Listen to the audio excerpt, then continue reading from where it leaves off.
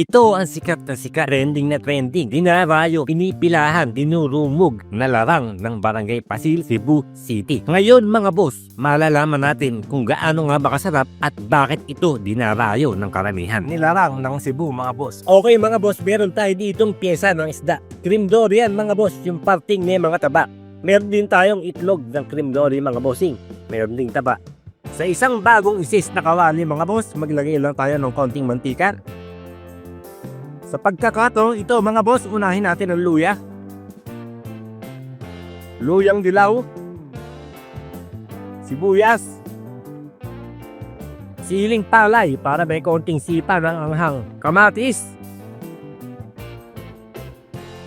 Bawang mga boss, pag humalimuyak na sa buong Cebu mga boss, ilagay natin onion leeks, spring onion o green onion. Siling panigang naman mga boss, para may pitik naman ang anghang. Yung kanina, hipa. Ito, pitik. Panggisa natin mga boss, patis. At saka natin buhusan ng isang damakmak na criminal water mga boss. Takpan muna natin mga boss, hintayin natin bumulwak. Okay, kumukulo na mga boss. Kinayod o kinagkad na gabi mga boss, ito rin ang magsisilbing pampalapot natin. Kadalasan o kalimitang nilalagay dito mga boss ay bunga ng kamyas. Pero tayo, bunga ng sampalok ang ilalagay ko. Konting pangpalasa, depende yan sa inyo mga bossing. Pag ganyan mga boss, pwede na natin ilagay ang ating malaki at matabang isda. Isusunod na rin natin mga boss yung itlog ng isda.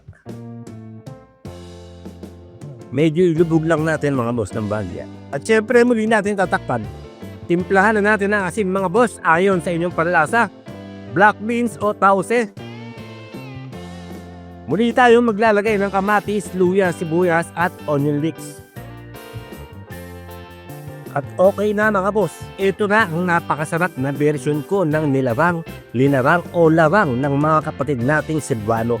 Pang ulam at pang pulutan, bahala ka na.